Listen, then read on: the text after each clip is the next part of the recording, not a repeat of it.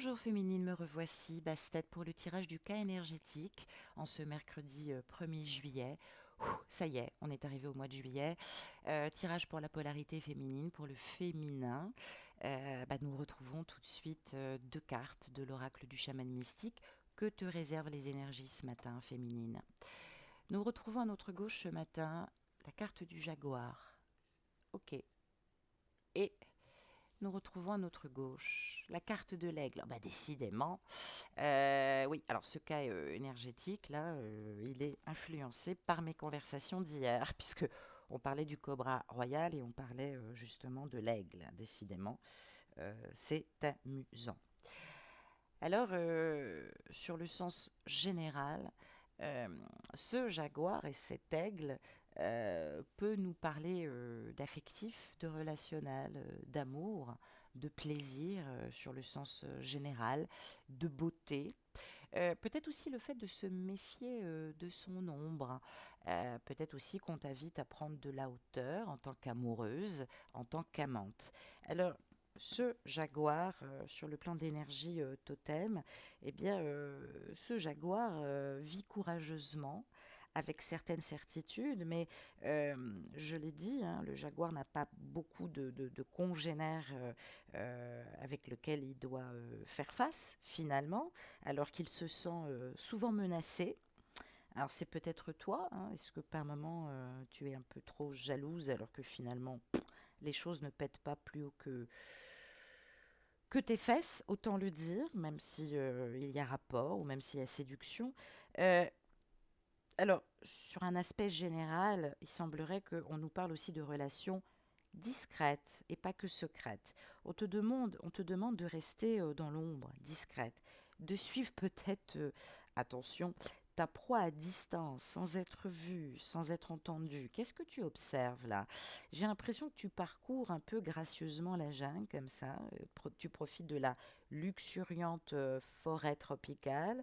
T'essayes d'être sans peur, t'essayes d'être sûr de toi. Bravo, je sais que c'est pas facile. Euh, mais on te demande de mourir, hein, et de renaître, hein, comme une maîtresse de l'ombre féminine, hein. Peut-être que tu te fonds toujours entre la lumière, l'ombre, l'ombre, la lumière. La lumière est peut-être pas totalement l'ombre, peut-être l'obscurité, peut-être la nuit et le jour. Peut-être que tu dors mal, peut-être que tu observes la nuit ton masculin. Alors, cette puissance totem du jaguar, elle te parle peut-être aussi des murs qui t'emprisonnent, dans le sens réel ou symbolique. Tu as envie de sortir de cette routine, tu as envie de repousser peut-être les limites et les croyances de ton masculin, ou peut-être des tiennes, hein, dont tu as conscience. Euh, on parle de lancer une invitation, peut-être à prendre dans ton futur, peut-être à commencer à prendre le pouls sur l'inconnu, peut-être de t'aventurer dans le mystère de la source et dans les lieux sombres, bien que tu hésites à faire confiance et à explorer. Donc, on parle de précaution et à la fois on te demande de les jeter au vent. On te dit de suivre ton instinct, d'être ce jaguar et de te servir. Donc, qu'est-ce qui doit être libéré dans ta vie féminin? Qu'est-ce que tu transportes depuis trop longtemps? Qu'est-ce qu'il faut que tu te... Voilà, de quoi dois-tu te débarrasser une bonne fois pour toutes? Parce que cette carte, elle parle de soulager ta peur, elle parle de te détourner de ta peur, elle parle de sortir de l'ombre, de mettre fin au jeu nébuleux de l'ombre, conscient ou inconscient. Peut-être que tu as accepté de jouer, peut-être que tu ne joues plus. On parle de faire appel à son instinct de jaguar pour libérer aussi ses effets des relations toxiques. Ça peut être toi ou ta féminine aussi, hein, qui est vraiment dans la méfiance et que tu ressens. On parle sur un sens général de retrouver son instinct naturel pour identifier les bonnes personnes, les bonnes situations, les gens que tu dois fréquenter. Alors oui, peut-être que ta féminine t'en a parlé, peut-être que ça la concerne directement, peut-être que c'est toi. Avec cette carte de l'aigle, l'aigle symbolise l'Est, le renouveau, le soleil, tout commence et tout débute à l'Est. Il y a quelque chose qui plane dans le ciel, là, c'est peut-être encore un micro-détail, mais il semblerait que les choses s'éclaircissent dans une vision oh, je vais y arriver, panoramique. Peut-être que depuis un petit moment, tu es niché comme ça dans les hautes montagnes, et puis finalement, on te dit, mais il n'y a pas d'obstacle masculin. Tu es dans des vraies occasions de changement de vie, là. Alors, prends de l'altitude, prends de la hauteur, certes, mais adopte plutôt une nouvelle perspective au lieu de t'éloigner, hein. On te demande surtout de voler tes propres ailes, pas contre le vent, puisque dedans se trouve le grand esprit, mais avec lui. Peut-être que tu es prisonnier d'une routine, peut-être que tu as l'impression que tu ne sais pas où tu vas, où l'avenir peut te mener, peut-être que tu as perdu ton sens de la motivation et de la foi, peut-être dans l'amour, et cet aigle il t'invite à prendre une profonde inspiration, je dirais pranique, hein, on nous parle du prana, et de déployer tes ailes. Alors, peut-être que ça fait longtemps que tu ne les as pas ouvertes. Peut-être qu'on te rappelle là que ton esprit, il est né pour planer aussi dans le ciel. Ça peut nous parler de réflexion, de choix qui s'offrent à nous. Euh, ben oui, parce que est-ce que tu as envie de vivre comme un oiseau sans défense, quitte à en perdre ton indépendance et ton pouvoir, parce que tu as besoin de sécurité, ou parce que tu as besoin d'être nourri sans rien faire. Est-ce que tu veux planer comme l'aigle? Est-ce que tu as envie de choisir cette deuxième option, d'accepter cette invitation de l'aigle, hein, et de trouver le courage de choisir ta liberté, d'avancer et de dire les choses? Alors, on parle de temps. On te dit qu'il va falloir maintenant voir avec les yeux de l'aigle, de laisser cette vision, voir toutes les parties de la situation, j'allais dire presque avec une vision laser, de déterminer tes priorités. Qu'est-ce que tu es venu faire dans cette incarnation? Qu'est-ce que tu veux? De gravir aussi l'ascension de ton évolution, peut-être sur le plan social, sur le plan financier, peut-être sur le plan amoureux. On te dit que tu es venu aussi pour devenir une meilleure personne, euh, aussi pour soulager peut-être ton cœur par rapport à un passé qui t'a fait beaucoup souffrir, ou par rapport aussi au fait que, bah oui, c'est vrai, tu trompes, il faut quand même le dire. Il y a quelque chose de divin, hein, qui te soutient, qui t'aide. J'ai presque envie de te dire que tu n'as pas d'excuses. Je sais que tu as besoin de temps, tu as besoin peut-être d'argent, tu as besoin peut-être de repos, peut-être que tu dors mal en ce moment, mais on te dit là que tu peux voler vers tes buts, parce que tu as déjà choisi ta voie.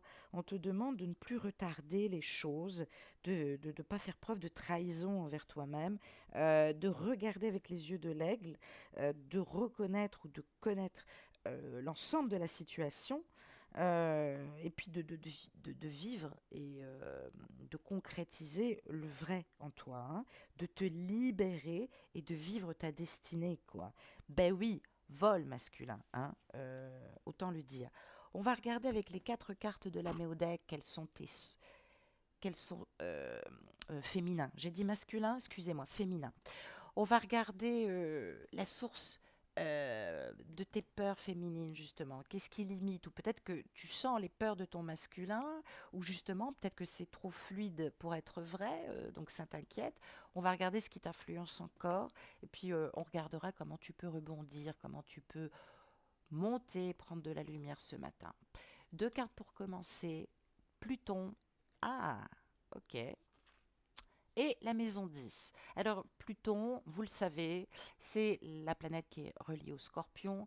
On nous parle de transformation, on parle de pouvoir intérieur inconscient, hein, la transformation se fait de l'intérieur, c'est encore confirmé. Il y a peut-être une petite mort, hein, au passé, à ce que tu as été. On parle de ressusciter, mais à travers la sexualité, hein, à travers le désir, à travers toute cette émancipation de la tantrika et du plaisir. Donc on peut être évidemment cette travailleuse de l'ombre et de la lumière ce matin, féminin et féminine. Cette maison 10 nous parle de positionnement social, de carrière, peut-être de réputation aussi, hein, peut-être que ça te dérange aussi, et d'ambition.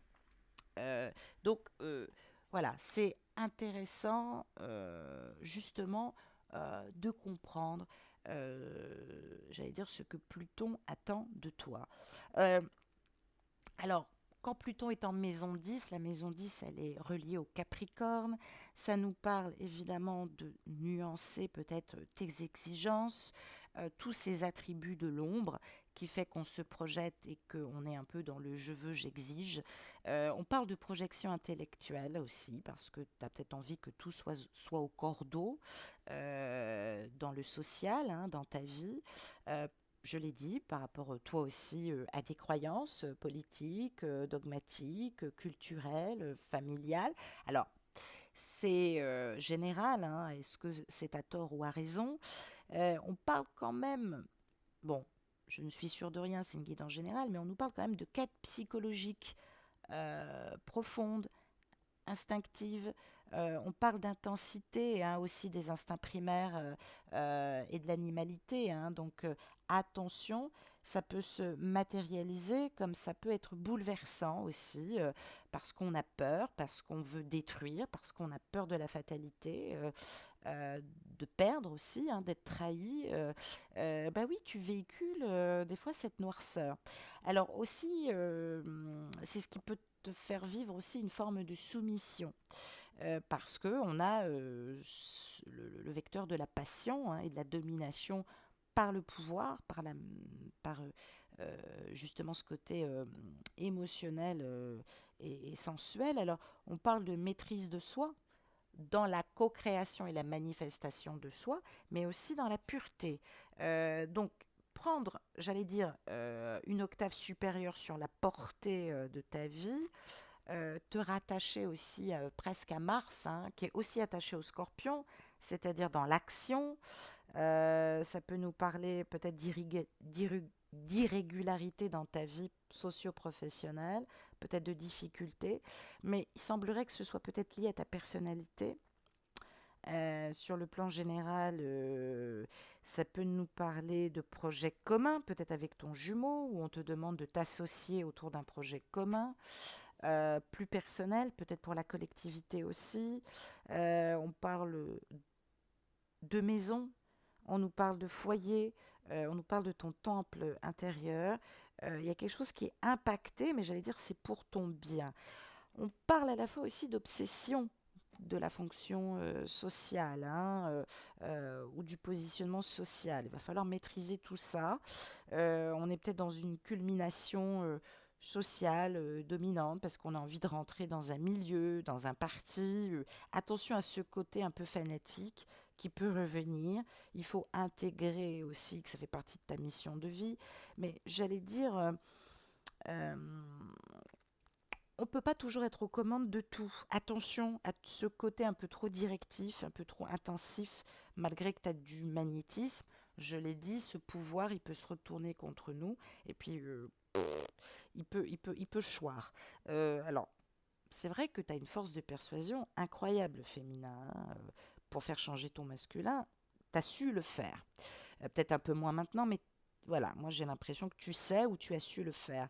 Alors, t'as un côté comme ça féminine, ni Dieu ni maître, mais la révolte, elle est intéressante que quand c'est pour travailler l'émancipation et non pas ton caractère.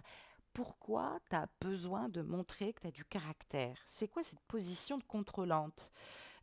Pourquoi tu as besoin de confronter?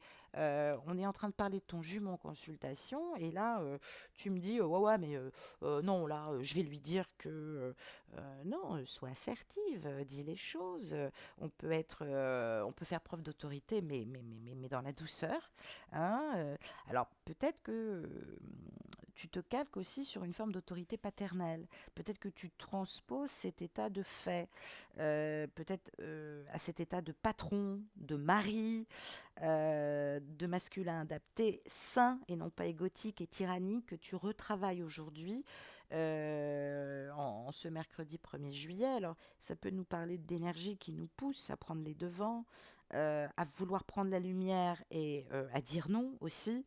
Alors, c'est vrai que tu peux être une locomotive, mais c'est bien d'être entreprenante, combative, mais c'est plus intéressant que tu te focalises sur tes réalisations, sur tes ambitions, sur ce que tu veux atteindre de juste et de socio-professionnel. On parle de reconnaissance, hein, par les six mondes, hein, dans ton incarnation. Ça nous parle de prouver ses valeurs aussi, hein, peut-être aussi symboliquement par rapport au père, hein. Peut-être que ton père t'a fait défaut, peut-être que à cause de ça, tu as besoin de cette reconnaissance. Et ça peut nous parler aussi de respecter ton idéal, l'idéal que tu t'es choisi, ta vocation, ce à quoi tu inspires sur le plan spirituel et synergique, en tout cas sur le plan plutonien. Ça peut nous parler aussi de mélange intense, de puissance, de coriacité, parce que tout ça est joint à l'essence de ta réalisation fondamentale. Donc, il y a une notion de vouloir être un peu calife à la place du calife. Attention de ne pas pousser ton masculin au point de lui voler la place et de lui dire ce qu'il a à faire. On peut nous parler de politique ou d'activité de pouvoir, hein, ou ça peut être aussi dans la famille, hein. Alors, attention. euh, Parce que tu vois, Pluton, hein, qui représente le signe du Scorpion, me fait penser à François Mitterrand, qui était du signe du Scorpion. François Mitterrand, non content de ne pas se laisser défaire par les défaites successives, il avait trouvé cette force de la persévérance, de la patience pour revenir sur le devant de la scène. C'est vrai que ça a payé parce que le scorpion a cette intensité intelligente et stratégique. C'est ce qu'on te dit. On ne te parle pas de manipulation. Voilà, on parle d'intensité et d'intelligence stratégique. Qui force aussi peut-être ton respect, qui fait que tu es redouté aussi par moments. Ça peut nous parler de débats, d'échanges sur le long terme, de réalisation personnelle. Et puis ça peut nous parler de maîtriser les forces alchimiques hein, du calcinatio, c'est-à-dire tout ce qui est souterrain par le feu spirituel et sensuel, tout ce qui est souterrain, tout ce qui est psychique, tout ce qui est puissant. Ça peut nous parler aussi sur le plan alchimique du coagulatio aussi, hein, ce qui permet de structurer, ce qui prend en ébullition, oh, je vais y arriver ce matin, en stabilisation. Alors peut-être que ça donne un sang noir, mais j'allais dire c'est le processus alchimique, j'allais dire et presque astrologique. On te demande de concrétiser cette énergie, de la soulever dans la matière, de te reconnaître, de réussir, d'ameuter peut-être un nouveau réseau. Peut-être que oui, le temps est important, mais on dit que c'est maintenant, dans l'ici et le maintenant. C'est peut-être même aujourd'hui qu'il faut le faire, hein, d'un point de vue symbolique, d'un point de vue de position et d'implication. On parle d'utiliser ces énergies plutoniennes dans son métier. Ça peut nous parler aussi de biologie, ça peut nous parler d'analyse, ça peut nous parler de banque, d'astrophysique, ça peut nous parler de sexualité, de médiumité aussi. Ça peut nous parler aussi d'avoir une double vie, hein, d'avoir une image officielle et, euh, et une image sociale. Donc, c'est vrai que là, on te demande euh, d'être en coulisses. Enfin, peut-être que tu as une activité en coulisses, peut-être que tu aides plus ton masculin que ça. Et tu n'en es peut-être pas convaincu. On parle de recevoir des appuis de personnes dans l'ombre. Est-ce que c'est ton masculin? Est-ce que c'est toi? On parle d'appuis puissants, influents. On parle de coopter peut-être dans une organisation. Il y a quelque chose qui va se manifester au grand jour, hein. On parle d'analyser aussi peut-être cette cooptation. Ça nous parle de sphère socio-professionnelle. Ça parle aussi d'entourage ou de- voilà, ça peut nous parler d'un espèce de degré d'amour et de haine qui pourrait s'exercer ce matin dans tes polarités ou au contraire, peut-être que tu es lavé de l'amour et de la haine de manière positive. En tout cas, il y a une ouverture, hein. Tout se joue. Ça veut dire que tu es en plein dedans. Ça veut dire que t'inquiète pas, tu vas pas rester dans ces polarités, dans tes deux polarités de manière négative. Peut-être que tu as de l'introversion ce matin ou peut-être que tu as peur qu'on t'en veuille. Voilà, il y a quelque chose qui va s'extérioriser ce matin de manière plus facile, plus lumineuse aussi. Il y a quelque chose qui va être mis à jour de manière plus facile. Peut-être que quelqu'un va se confier à toi, va sortir de l'ombre, va t'avouer un grand secret. Peut-être qu'il y a voilà, un travail sur l'obsessionnel, hein, sur l'excessivité aussi à faire.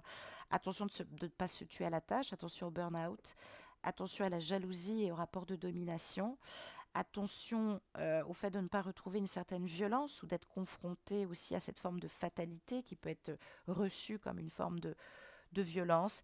Attention de ne pas phagocyter euh, autre chose ou quelqu'un, ou d'être phagocyté dans le domaine familial.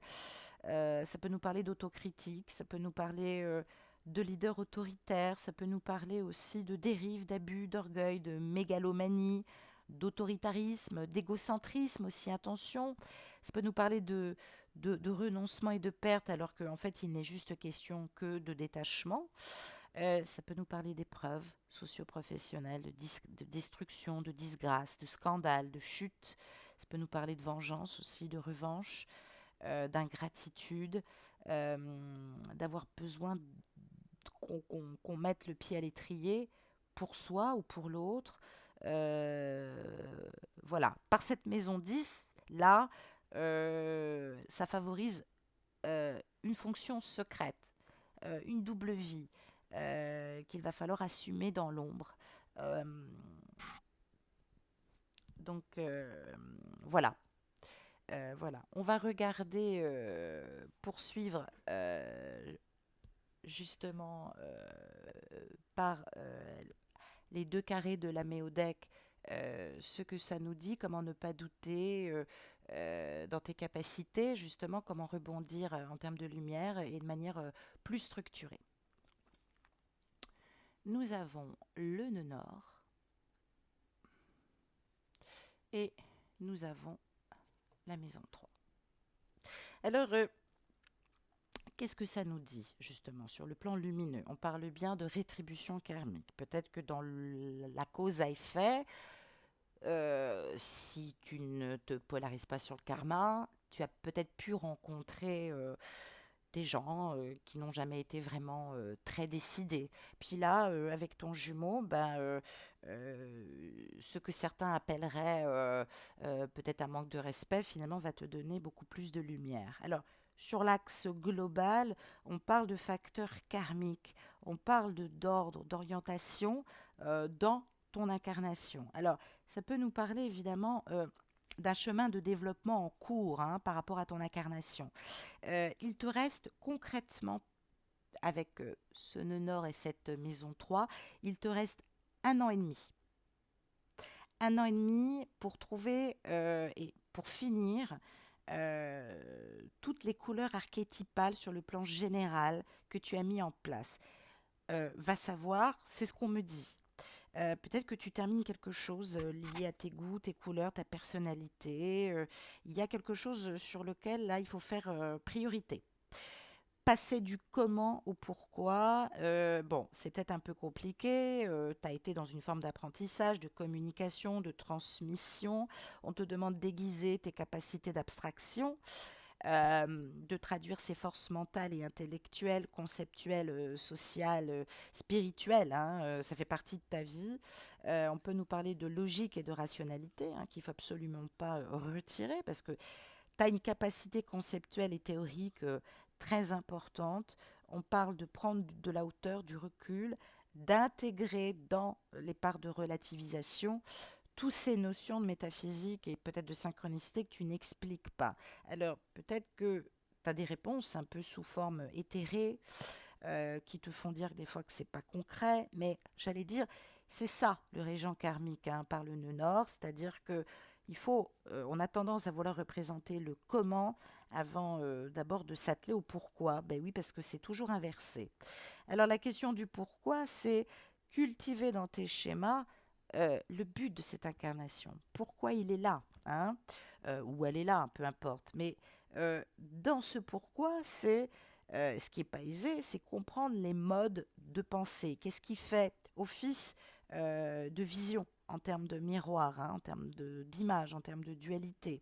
Et puis, c'est peut-être s'appuyer aussi sur cette compréhension, sur ces analyses, sur ce que tu perçois en profondeur, t'ouvrir à ta réceptivité, à ta clairvoyance et ta clairaudience, par cette compréhension fulgurante, instinctive. Alors des fois, oui, c'est très empirique ce qui se passe, mais tu es en train de la développer cette fois, hein, cette perception, hein, dans la matière, hein. On parle de conscience immatérielle, hein, on parle d'observation, on parle de phénomène.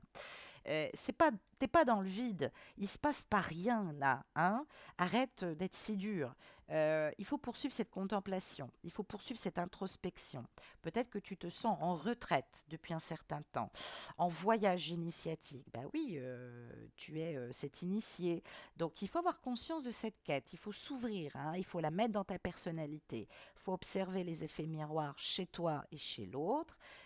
C'est très complexe, ça peut être très mentalisant par moment, ça peut être aussi très philosophique. Tu peux le partager avec tout le monde, mais tu t'aperçois qu'il y a des choses qui se réalisent et qui réussissent, c'est fou, et que ça touche aussi l'universel. Donc fais ce trait d'union avec le réel, avec ce que tu perçois, avec tout ce qui est personnel et collectif, dans ta conscience aussi, dans ta prise de conscience, il va y avoir encore des révélations. Hein, tu as allumé une mèche, là, il n'y a pas très longtemps. Il va y avoir encore des compréhensions fondamentales et universelles aussi par rapport à ton karma en termes de dons.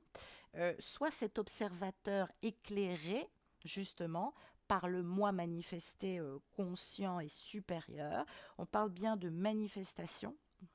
Ne te focalise pas sur l'ombre, focalise-toi, j'allais dire, sur ta réciprocité dans le réel et dans ce que tu perçois dans la réceptivité, dans ton unité, ce que tu peux voir en miroir triangulaire chez ton autre aussi, sans être dépendante, sans... voilà, c'est ça aussi le travail karmique, hein, c'est mentaliser dans la philosophie, dans ce qui correspond, dans ce qui fait jointure, et puis de t'adapter et d'en prendre apprentissage, hein, soit par l'adaptation, soit par la manifestation et l'évolution de ton incarnation. Donc, soit à l'écoute de ces forces que tu n'arrives pas toujours à traduire consciemment, parce que oui, cet apprentissage, bah, il est fait, oui, il y a un côté très autodidacte, et puis, ouvre-toi, n'aie pas peur de l'inconnu.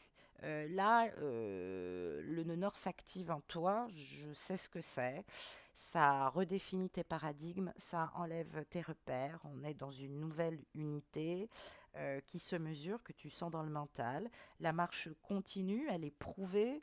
Déjà, toi, tu la maîtrises à ton petite échelle.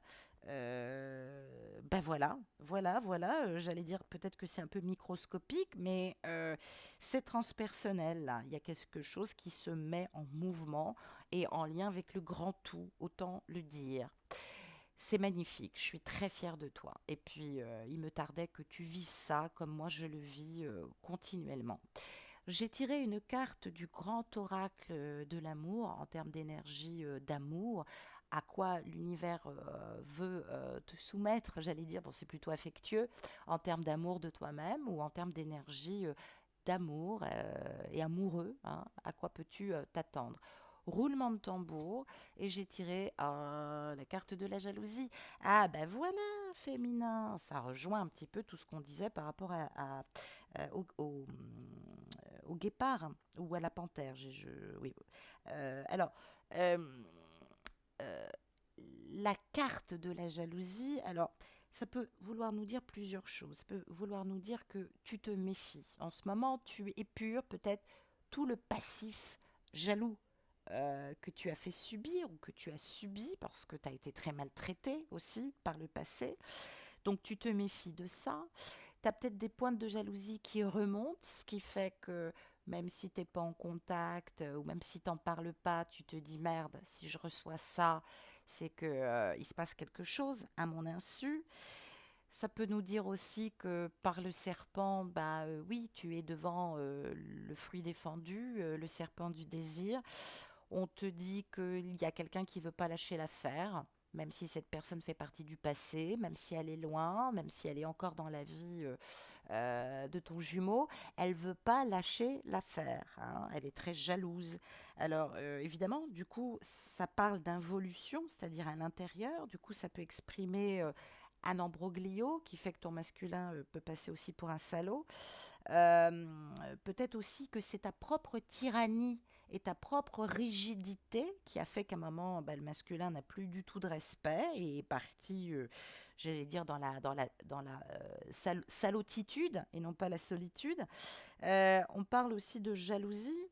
Qu'on vit aussi par rapport à un sentiment, aussi d'infériorité, aussi de grande pauvreté affective. Donc ça, c'est pas normal, hein.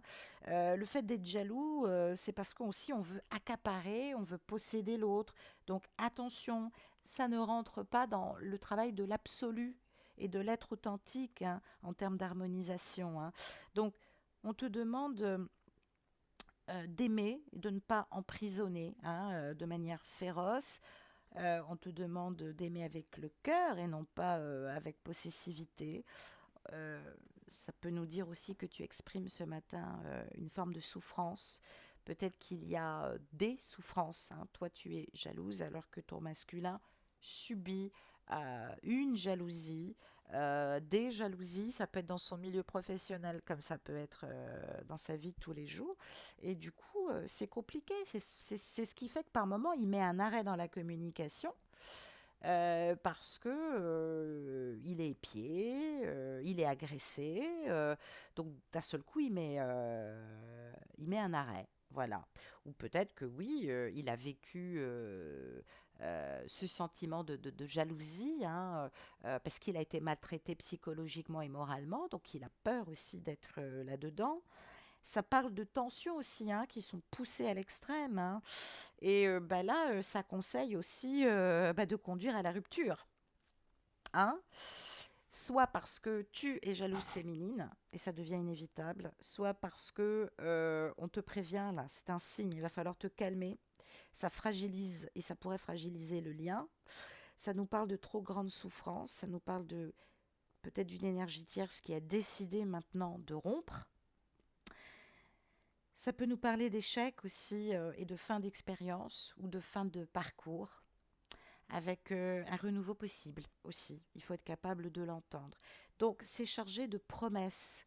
C'est chargé aussi de retrouvailles, hein, de retrouvailles ou de rencontres nouvelles, d'inattendues, de joie, de doute, de peur. De bons présages à la fois. C'est tout ça puisque c'est une guidance générale. Je suis désolée de le dire. Ça peut nous parler de conduite légère, ça peut nous parler de joie retrouvée, de s'évader, de ne pas être dépendant, d'aisance, de pouvoir s'exprimer en confiance, en simplicité. Voilà, ça peut nous parler de tout ça. Et puis, ça peut nous confirmer aussi la chute des illusions. Se rendre à l'évidence que que ton autre est malmené, que tu es malmené, peut-être que tu mènes les choses un peu trop à la baguette, peut-être que l'autre mène les choses un peu trop à la baguette aussi. Il y a des choses qui apparaissent là, qui font évidence. Alors, t'es pas, c'est pas que tu es incrédule, c'est que tout a pu être merveilleux et magique au début, mais la situation, elle est particulière, quoi.